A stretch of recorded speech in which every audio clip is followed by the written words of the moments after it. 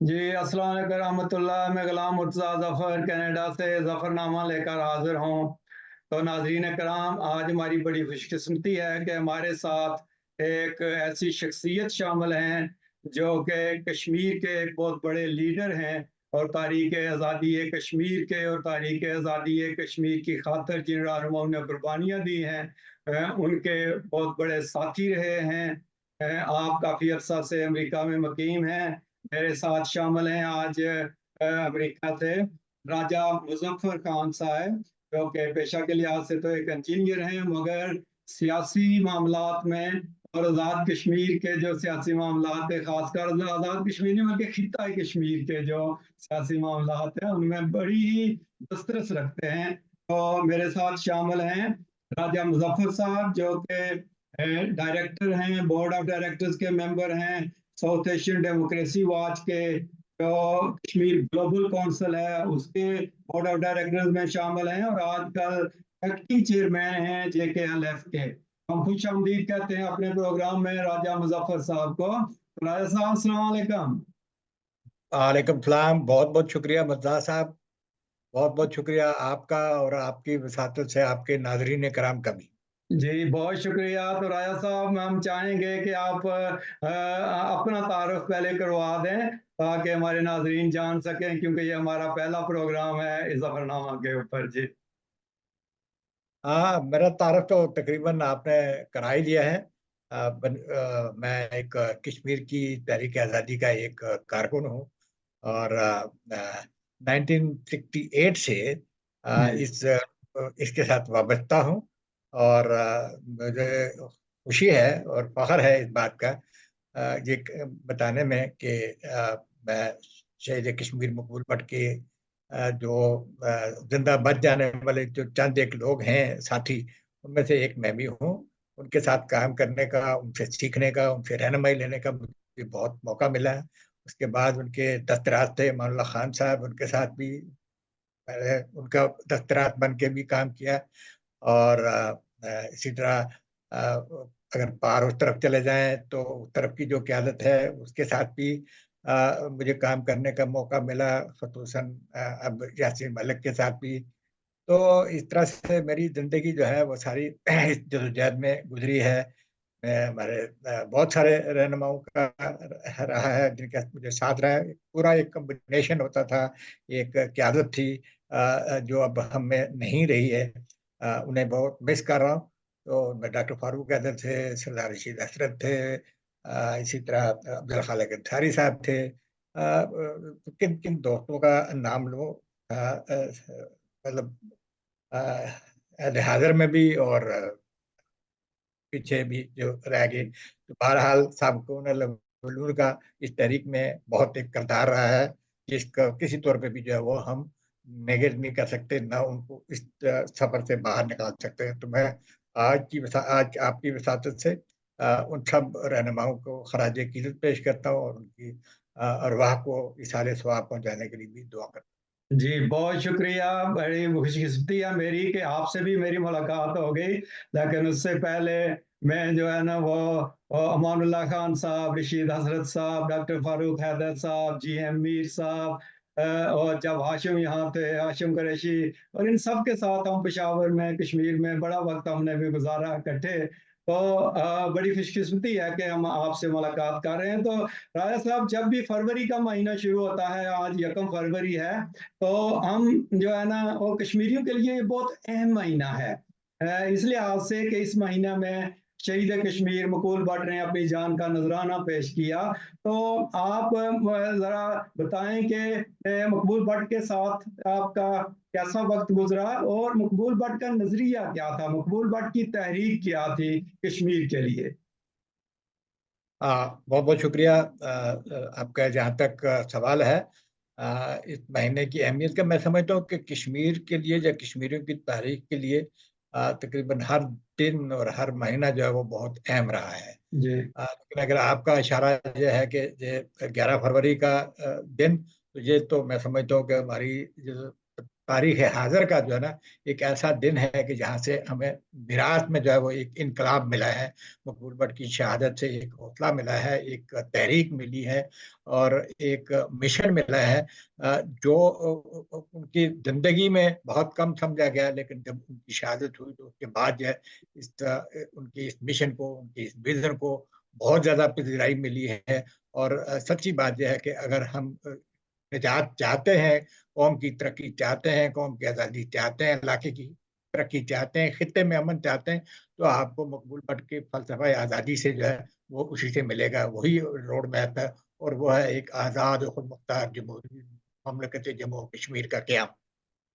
जी, तो मकबूल भट्ट एक ऐसी शख्सियत थे, एक ऐसे रहनुमा थे कि जिन्होंने पूरे खिता कश्मीर, जिसमें इंडियन हेड कश्मीर भी है, पाकिस्तानी कश्मीर, गिलगित बल्तिस्तान के लिए एक यानी नई नई राह खोली। उससे पहले जो कश्मीर का ये इश्यू था, ये बिल्कुल जो है ना ये दफन हो चुका था। इसको जो है ना कागजों में ये सिर्फ जिंदा था। जो पाकिस्तान और हिंदुस्तान आपस में जो मुज़ाकरात करते थे और कौमी मुतहदा करारदादों का जिक्र हो जाता था, मगर मकबूल भट्ट ने इस तहरीक को एक नया रुख दिया। इसके बारे में आप क्या फरमाएंगे? हाँ, बहुत शुक्रिया। देखिए मकबूल भट्ट साहब की शख्सियत का और उनको परखना है तो उनकी तहरीरों से, उनके पैगामात से, उनके अपने हाथ से लिखी हुई तहरीरें हैं, उनके अपने बयानात हैं, उनकी तकारीर हैं, उनसे आपको बहुत कुछ मिलेगा और उसमें पैगामात मिलेंगे।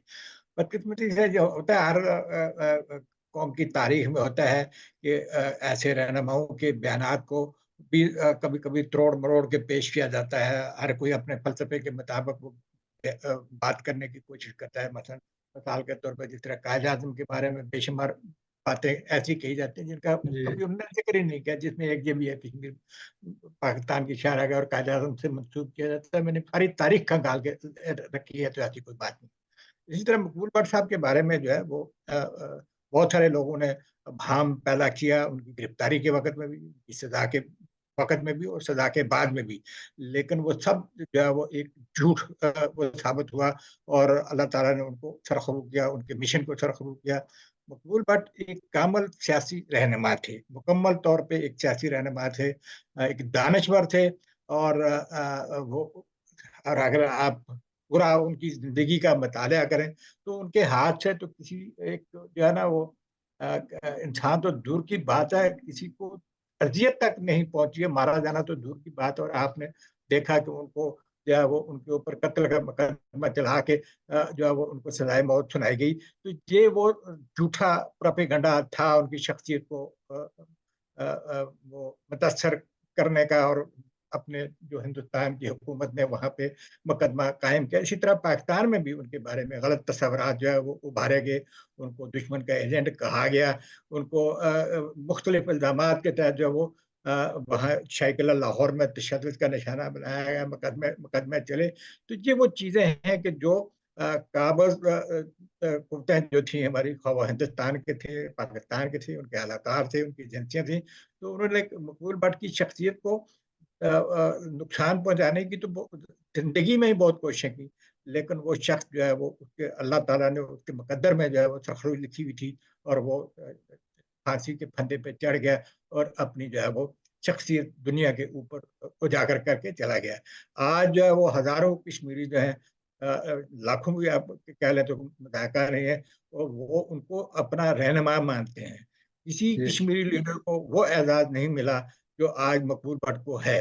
मकबूल भट्ट की हैसियत कश्मीर के अंदर वैसी है जैसे आप नेल्सन मंडेला कह लें, जहाँ अमेरिका के जो मार्टिन लूथर किंग जूनियर थे वो उनकी तरह से कह लें। तो मतलब ये एक एक उनको एक आफ़ाक़ी एक पोज़ीशन जो है वो अल्लाह ताला ने उनको अता कर दी है। तो अब मैं अब भी अपने दोस्तों से, साथियों से ये कहता हूँ कि उनको जो है वो किसी एक पार्टी के साथ मंसूब ना करें, किसी एक जमात के साथ मंसूब ना करें, किसी एक उनके सर पे ना तो सब्ज़ दस्तार पहनाएँ, ना सुर्ख़ टोपी पहनाएँ। मतलब ये वो चीज़ है कि जो जिसमें हमें बहुत एतदाल की और उनकी शख्सियत को परखने की ज़रूरत है। मैं इंशाअल्लाह हम सेमिनार भी कर रहे हैं 10 तारीख को मेरी कोशिश है कि जिस किस्म के लोग वहाँ पे इंशाल्लाह शिरकत फरमा रहे हैं, दानिश्वर हैं, वो अपनी अपनी अपनी मालूमात हमारे साथ शेयर करेंगे, और मेरी ख्वाहिश होगी, कोशिश होगी कि उस सेमिनार का निचोड़ जो है वो एक किताब की शक्ल में जो है वो मकबूल भट्ट की जो भी शख्सियत जिस तरीके से उभर के आएगी, आई ऑलरेडी है, सिर्फ उसको जो है वो उसको रिफाइन करना है, दानिश्वर उसके ऊपर बात करेंगे, तो इंशाल्लाह एक अच्छी कोशिश जो है वो साबित होगी, और वो जो रहनुमा बैठेंगे उस दिन, तो वो जो वो गुफ्तगू करेंगे उसका निचोड़ जो है वो भी अवाम के सामने लाया जाएगा। मकबूल भट्ट की शख्सियत को कोई धुंधला नहीं सकता, कोई उसके गलत मानी नहीं पहना सकता। उनकी तहरीरें, उनकी तकारीर, उनके कौल व फ़िल, उनके ख़तों की शक्ल में सब चीज़ें इस वक़्त दुनिया के सामने मौजूद है। तो इसलिए इंशाअल्लाह मैं समझता हूँ कि ये मकबूल भट्ट की जो मीरास है, ये महफूज़ है।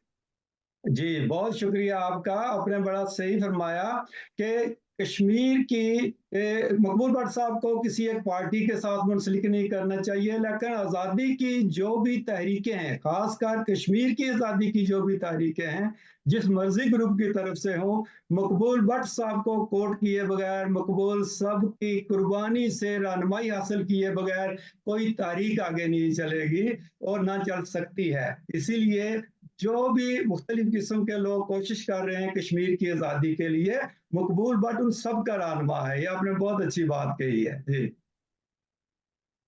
जी, जी। जी, जी, जी, जी। तो जी, जी, नेक्स्ट सवाल, कोई सवाल है इस पे? जी, जी, उसमें मैंने ये कहना था कि मकबूल भट्ट साहब ने जिस तरह मुहाज़रा-ए-शुमारी से अपना जो है ना वो शुरू किया, और फिर जेकेएलएफ और इन सारे रहनुमाओं ने मिलकर एक जो है ना वो अहद किया कि हम अपने वतन के लिए कोशिश करेंगे। मेरा ख़्याल में ये भी आपने सही कहा कि उन्होंने कभी किसी एक मुल्क, ना वो पाकिस्तान के खिलाफ थे, ना वो हिंदुस्तान के खिलाफ थे। तो वो सिर्फ कश्मीर की आज़ादी के लिए बात कर रहे थे और ये उनका बुनियादी हक था। तो आप क्या समझते हैं कि उन्होंने ये हक अदा किया सही रंग में?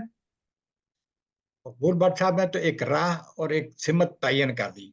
जी, ये अब हम पे मुनहसर है कि हम उनके रास्ते पे चलते हैं या नहीं।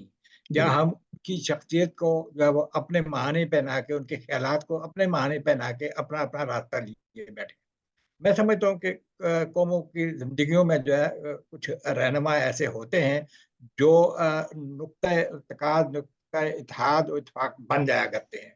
जी, मकबूल भट्ट साहब के ज़िंदगी में उनके सियासी फ़लसफ़े की मुखालफ़त करने वालों की तादाद कहीं बहुत ज़्यादा थी। मुझे अच्छी तरह से याद पड़ता है, मैं उनके साथ एक सफ़र में था। ये कोई 68 60 69-70 की बात है। मुज़फ़्फ़राबाद से हम उनके हटिया एक कस्बे का नाम है, आज तो वो तहसील हेडक्वार्टर है, मेरे ख़्याल में दिल्ली हेडक्वार्टर है मेरा वो। जी, हमारे घर भी वहाँ पे रहा है, उड़ी के बाद हमने वहाँ ठिकाना बनाया था। तो वहाँ बाज़ार में वो पहुँचे तो वैगन के ऊपर लाउड स्पीकर ऊपर लगाया हुआ था, और जब वो वहाँ पे तकरीर करने लगे तो दुकानदारों ने दुकानें जो है शटर बंद कर दी। इस वजह से नहीं कि वो तकरीर नहीं सुनना चाहते, बल्कि जी, ये था, एक खौफ था एजेंसियों का। उस वक़्त में सीआईडी हुआ करती थी। जी, आज तो ऐसे वगैरह, उस वक़्त सीआईडी कि कोई ये ना देख ले कि फलाँ दुकानदार जो है वो तकरीर सुन रहा था। जब वो नज़र नहीं आएगा तो सुन जी, लें तो एक दौर तो वो था।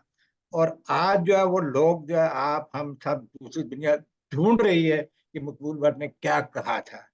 ये जी, एक बड़ी एक बहुत बड़ी तब्दीली है। तो अब जो मैं कहना चाहता हूँ मुझे, ये मकबूल भट्ट के जो फ़लसफ़ा है, आज उसकी जो उसका अहाता है, उसका दायरा है, वो अब फैल चुका है।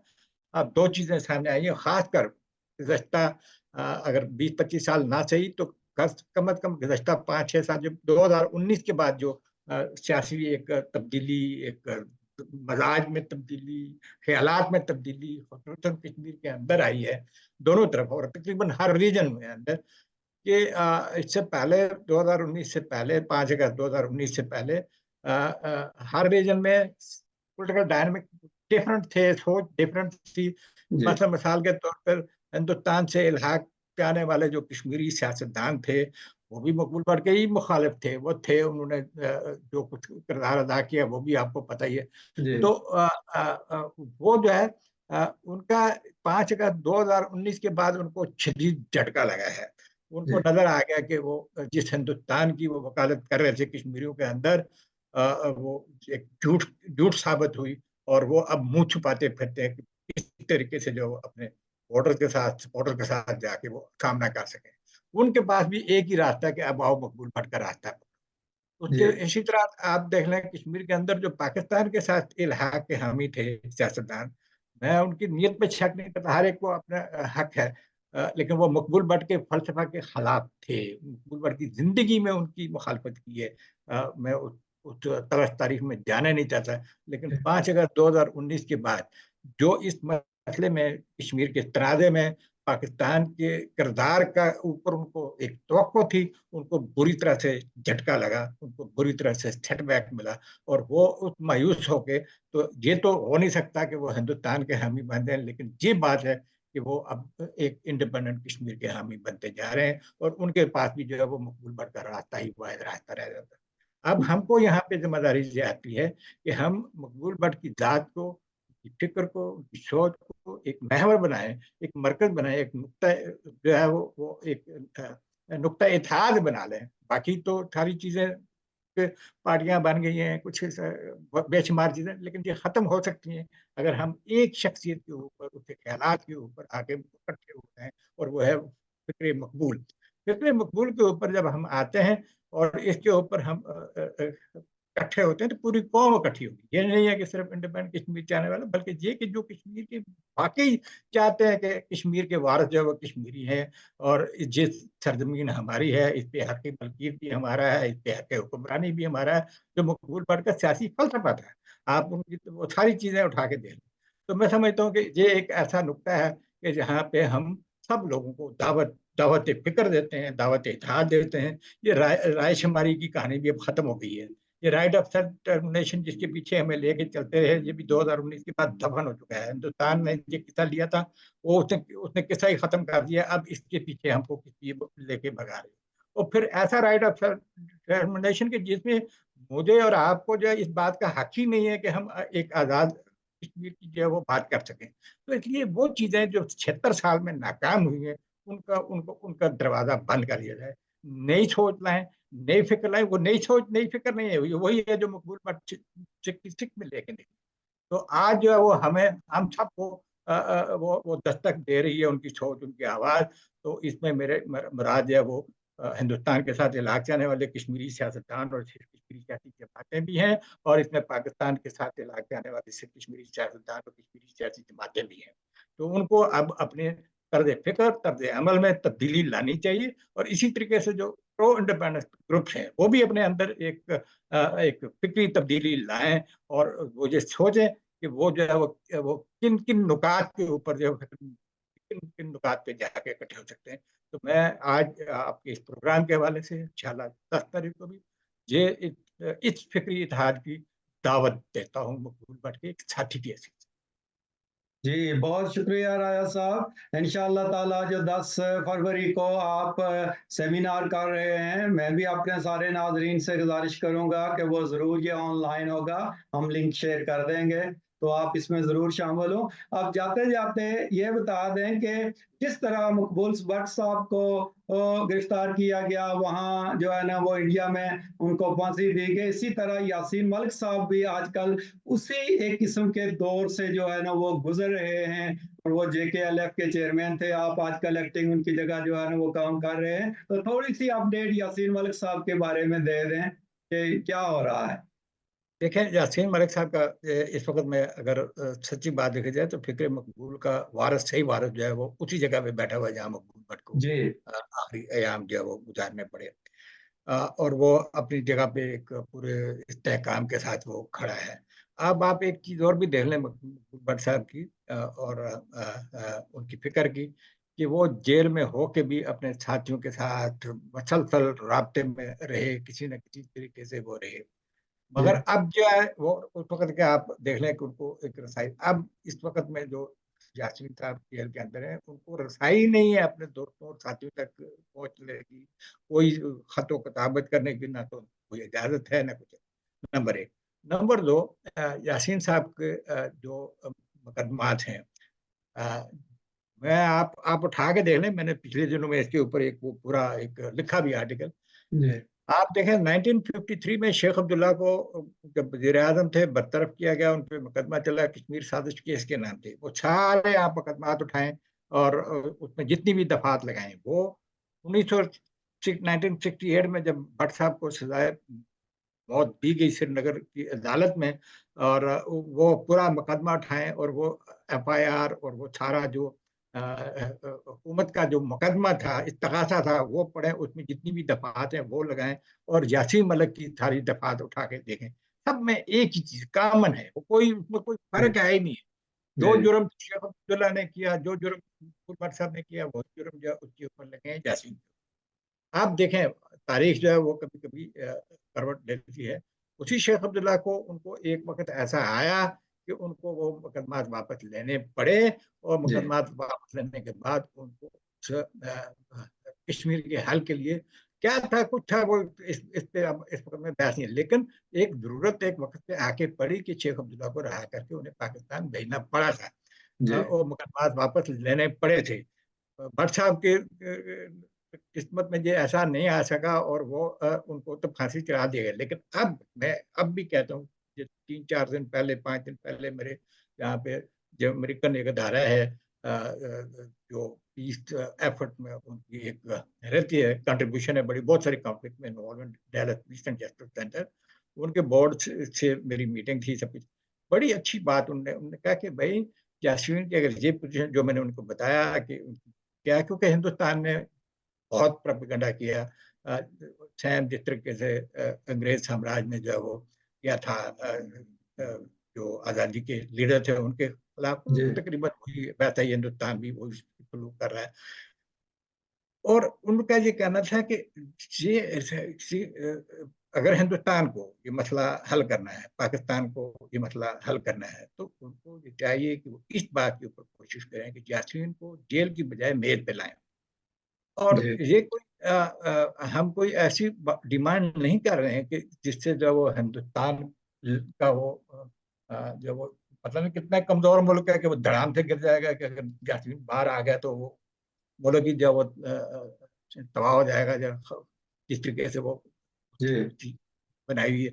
उनको अगर इस मसले से निकलना है बाहर, तो उनको यासीन के साथ बात करनी है, उनको कश्मीरियों के साथ बात करनी है। और इस वक्त में जो चीज बिल्कुल निखर के सामने आई है, वो ये है कि जो बाहर हमें खासकर डायस्पोरा को हमारा मतलब जो है वो, जब हम बात करते हैं किसी भी हुकूमत से, यहाँ पे मौका मिलता है, मुझे बहुत दफा मौका मिला है यहाँ वाशिंगटन में अमेरिकी काम से भी बात करने का, तो वो जो एक पहले वक्तों में था जो चीज थी कि भाई कश्मीरियों की नुमाइंदगी कौन करेगा। तो 5 अगस्त 2019 के बाद बड़ी क्लियर एक पोजीशन उनके सामने भी आई है और हर तरह से आई है कि हिंदुस्तान जो है वो उन कश्मीरियों की नुमाइंदगी करेगा जो उसके हामी हैं। पाकिस्तान उन कश्मीरियों की नुमाइंदगी करेगा कि जो उसके हामी हैं, यानी जी इलाके पाकिस्तान के हैं। जी तो ज्यादा ये बात खत्म हो जाती है कि कश्मीरियों की वो बहुत सारी तंजीम, वहाँ कश्मीरियों की नुमाइंदगी वो करेगा जो आज़ाद खुद मुख्तार चाहता है, और वो है इस वक्त में यासीन मलिक। जी ठीक है, तो ये बहुत आसान बात हो गई है, क्योंकि यासीन के बंद करने से साथ ही ये बात हिंदुस्तान को तस्लीम करना पड़ रही है दुनिया के सामने कि ये एक ऐसी मौसर आवाज है।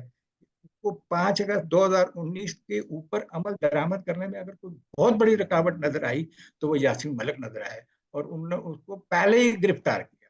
और जी उन मुकदमात में जो उसके मुकदमात में 1994 में खत्म कर दिए गए थे, जी 1994 में जो उसके साथ मायदे हुए उसमें वो चीजें सारी खत्म हो गई थी।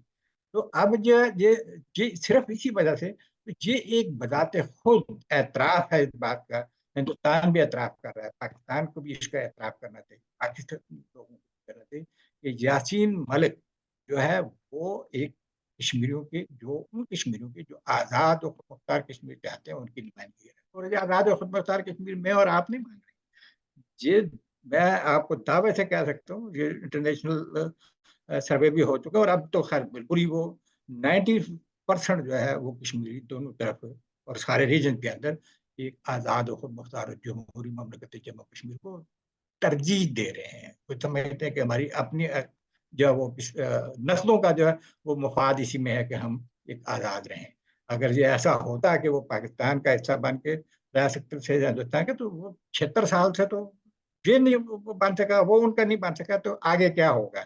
तो इसलिए मैं समझता हूँ कि ये मामला जो है, जो आपने यासीन साहब की बात पूछी, तो ये एक अल्लाह ताला इंशाल्लाह कुछ वक्त पैदा करेगा कि यासीन मलिक भी जो है वो मुज़ाकरात की मेज़ पे हमारी नुमाइंदगी करते हुए नजर आएंगे। जी, बहुत शुक्रिया राजा साहब आपका, आपने वक़्त दिया और बड़े अच्छे तरीके से मकबूल भट्ट साहब की और आज़ादी कश्मीर के लिए जदोजहद करने वालों की जो याददाश्तें हैं वो ताज़ा की। तो इंशाअल्लाह 10 फरवरी को जो सेमिनार होगा उसमें हम मज़ीद आपके ख़्यालात से जो है ना मुस्तफ़ीद होंगे। तो बहुत शुक्रिया, प्रोग्राम लंबा नहीं करते हम, तो इंशाअल्लाह फिर हम मिलेंगे और इससे आगे जो है ना वो जो बातें रह गई हैं वो अगले प्रोग्राम में करेंगे। तो बहुत इंशाल्लाह। शुक्रिया आपका, जज़ाकल्लाह, आपने वक़्त Hey there. Subscribe to my channel. And also press this bell icon.